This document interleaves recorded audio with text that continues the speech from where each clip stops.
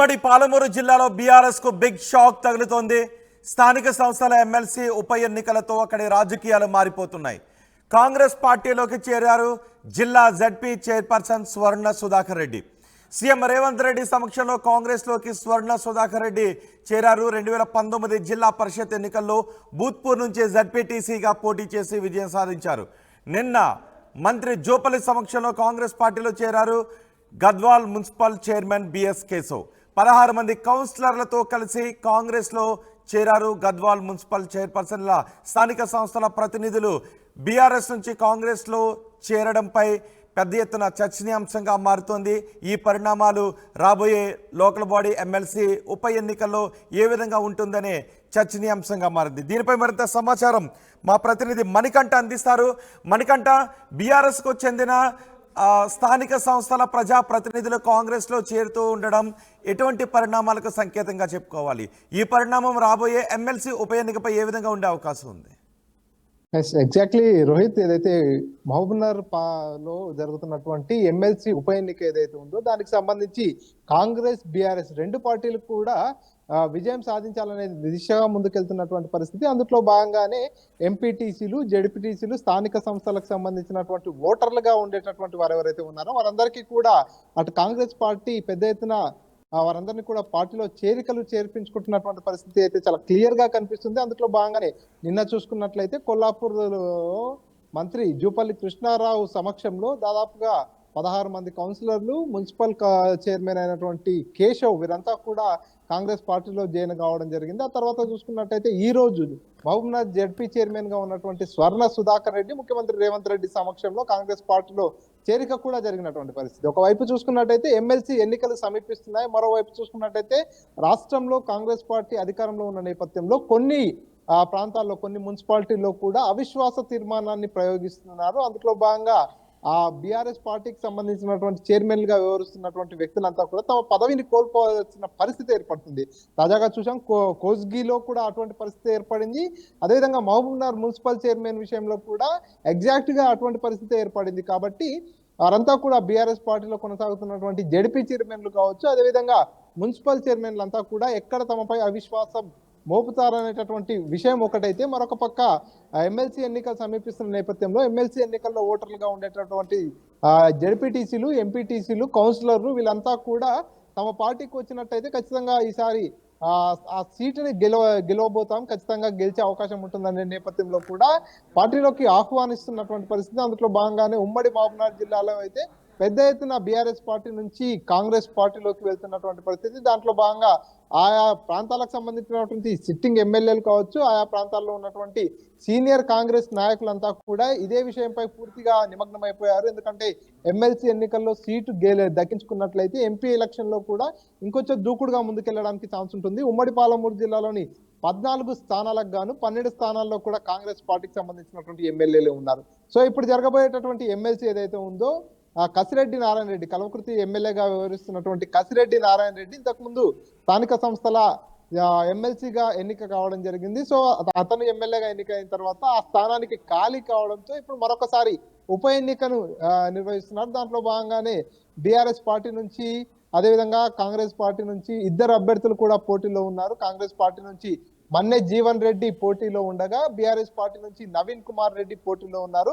ఇద్దరు నేతలు కూడా ఖచ్చితంగా గెలిపే లక్ష్యంగా ముందుకెళ్తున్నారు. ఎందుకంటే బీఆర్ఎస్ పార్టీకి సో ఎక్కువ సంఖ్యలో కూడా కౌన్సిలర్లు కావచ్చు, అదేవిధంగా ఎంపీటీసీలు, జెడ్పీటీసీలు ఉన్న నేపథ్యంలో ఈసారి విజయం తమదే అనేటటువంటి ధీమాతో బీఆర్ఎస్ ముందుకెళ్తున్న నేపథ్యంలో మరోపక్క ముఖ్యమంత్రి రేవంత్ రెడ్డి సొంత జిల్లా 12 నియోజకవర్గాల్లో కూడా కాంగ్రెస్ ఎమ్మెల్యేలు ఉన్నటువంటి ఏరియా కాబట్టి ఇక్కడ ఖచ్చితంగా కౌన్సిలర్లను కావచ్చు, ఎంపీటీసీలను, జెడ్పీటీసీలను. కానీ ఇప్పుడు మరి బీఆర్ఎస్ నుంచి స్థానిక సంస్థల ప్రతినిధులు కాంగ్రెస్ లో చేరుతున్న పరిణామాన్ని బీఆర్ఎస్ ఏ విధంగా చూస్తోంది? ఎగ్జాక్ట్లీ గతంలో కూడా ఏదైతే బీఆర్ఎస్ గవర్నమెంట్ ఉన్న సమయంలో చాలా మంది ఎమ్మెల్యేలు కూడా కాంగ్రెస్ పార్టీలోకి వెళ్ళడం జరిగింది. ఎందుకు వెళ్లాల్సి వచ్చింది, ఎందుకు కొనుగోలు చేశారంటే అప్పుడు బీఆర్ఎస్ నాయకులంతా కూడా అభివృద్ధి కోసమే వారంతా రావడం జరిగింది. అధికార పార్టీతో కలిసి పనిచేస్తేనే ఏదన్నా అభివృద్ధి చేసుకోవడానికి వీలుంటుందనేటువంటి స్టేట్మెంట్ ఇచ్చిన నేపథ్యంలో ఇప్పుడు వెళ్తున్నటువంటి కాంగ్రెస్ పార్టీలోకి వెళ్తున్నటువంటి బీఆర్ఎస్ నాయకులు కూడా సేమ్ అదే స్టేట్మెంట్ ని రిపీట్ చేస్తున్నటువంటి పరిస్థితి. సో మొత్తంగా ఒకసారి చూసుకున్నట్టయితే 2021లో చూసుకున్నట్లయితే 1445 మంది ఓటర్లు ఉన్నారు. ఎంపీటీసీలు, జెడ్పీటీసీలు, కౌన్సిలర్లు, ఎక్స్-అఫిషియో మెంబర్లు ఉన్నటువంటి పరిస్థితి. అప్పట్లో చూసుకున్నట్టయితే బీఆర్ఎస్ పార్టీ నుంచి 1039 మంది ఓటర్లు బీఆర్ఎస్ పార్టీకి ఉండగా, కాంగ్రెస్ పార్టీకి సంబంధించినటువంటి వారు 241 మంది. సో బీజేపీ పార్టీకి సంబంధించిన వాళ్ళు 119 మంది, ఇతరులు ఒక 46 మంది ఉన్నటువంటి పరిస్థితి. ఇప్పుడు తాజాగా చూసుకున్నట్టయితే ఇప్పుడున్నటువంటి లెక్కల ప్రకారం 1439 మంది ఓటర్లు ఉన్నారు. ఇందులో ఒక 2 ఎంపీలు, 14 మంది ఎమ్మెల్యేలు, అదేవిధంగా 3 ఎమ్మెల్సీలు, 888 మంది ఎంపీటీసీలు, 83 మంది జెడ్పీటీసీలు, 449 మంది కౌన్సిలర్లు ఉన్నటువంటి పరిస్థితి. ఈ నేపథ్యంలో ఖచ్చితంగా బీఆర్ఎస్ పార్టీకే కొంత మెజార్టీ సభ్యులు ఉన్నారు. అటు కౌన్సిలర్లు కావచ్చు, ఎంపీటీసీలు కావచ్చు, అదేవిధంగా జెడ్పీటీసీలు మెజార్టీ సభ్యులు ఉన్నారు. కాబట్టి ఖచ్చితంగా తమ పార్టీలో ఉన్నటువంటి ఎంపీటీసీలను కావచ్చు, జెడ్పీటీసీలను కావచ్చు, వారందరినీ కూడా స్టేబుల్ గా అట్లాగే పార్టీలో కొనసాగించుకున్నట్లయితే ఖచ్చితంగా విజయం సాధించవచ్చు అనేటటువంటి అంచనా బీఆర్ఎస్ పార్టీ వేస్తున్న నేపథ్యంలో ఖచ్చితంగా తమ పార్టీలోకి వచ్చినట్టయితే మీకు రావాల్సినటువంటి పెండింగ్ బిల్లులు కావచ్చు, మీరు మీ ప్రాంతంలో చేయాల్సినటువంటి డెవలప్మెంట్ పనులన్నిటికీ కూడా ఖచ్చితంగా మేము సహకారం అందిస్తామనేటటువంటి విషయాన్ని ఎంపీటీసీలతో, జెడ్పీటీసీలతో చాలా మందితో చెప్పుకుంటున్న నేపథ్యంలో పెద్ద ఎత్తున కాంగ్రెస్ పార్టీలోకి వస్తున్నటువంటి పరిస్థితి. ఈ నెల 28వ తేదీ రోజునే ఎమ్మెల్సీ ఎన్నిక ఉన్న నేపథ్యంలో ఇప్పటికే చాలా నియోజకవర్గాల నుంచి, చాలా ప్రాంతాల నుంచి కూడా మూకుమ్మడిగా బీఆర్ఎస్ పార్టీకి రాజీనామాలు చేస్తూ కాంగ్రెస్ పార్టీకి వస్తున్న నేపథ్యంలో మరి ఇప్పుడు ఈ గ్యాప్ లో ఈ 28వ తేదీ లోపు మరి ఎంతమంది బీఆర్ఎస్ పార్టీలో ఉండిపోతారు, మళ్ళీ ఇంకెంతమంది కాంగ్రెస్ పార్టీలోకి వస్తారనేది అయితే పూర్తిగా చర్చనీయాంశంగా మారింది. ఎందుకంటే బీఆర్ఎస్ పార్టీలో అత్యధిక సంఖ్యలో కూడా ఓటర్లు ఉన్నప్పటికీ కూడా ఇక్కడ ఖచ్చితంగా కాంగ్రెస్ పార్టీనే విజయం సాధించాలనేటటువంటి లక్ష్యంతో ముందుకెళ్తుంది. అందులో భాగంగానే మహబూబ్నగర్ పట్టణంలో ముఖ్యమంత్రి రేవంత్ రెడ్డి బహిరంగ సభలో ప్రస్తావిస్తూ కూడా ఎమ్మెల్సీని పరిచయం చేయడం జరిగింది ప్రజలందరికీ కూడా. అప్పుడు పూర్తిగా ఒక స్టేట్మెంట్ కూడా ఇచ్చాడు ముఖ్యమంత్రి రేవంత్ రెడ్డి. ఇక్కడ ఎమ్మెల్సీ అభ్యర్థిగా జీవన్ రెడ్డి నిల్చుంటున్నాడు. ఖచ్చితంగా ఇక్కడ ఉన్నటువంటి ఎంపీటీసీలు, జెడ్పీటీసీలు, కౌన్సిలర్లంతా కూడా జీవన్ రెడ్డిని గెలిపించినట్లయితే నేను ఖచ్చితంగా ప్రతి దాంట్లో భరోసా ఉంటా, మీకు రావాల్సిన బిల్లుల విషయంలో కావచ్చు,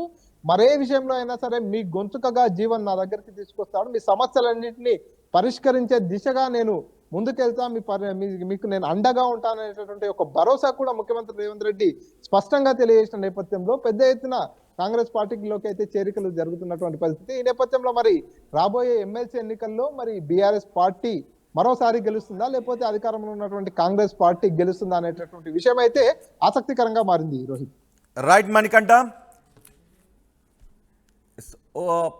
ఎమ్మెల్సీ ఉప ఎన్నికల్లో బీఆర్ఎస్కు బిగ్ షాక్ తగులుతున్న పరిస్థితే కనిపిస్తుంది. మహబూబ్ నగర్ నుంచి అక్కడ స్థానిక సంస్థల ప్రతినిధులు పెద్ద ఎత్తున కాంగ్రెస్లో చేరుతున్న పరిస్థితి మనకు కనిపిస్తుంది.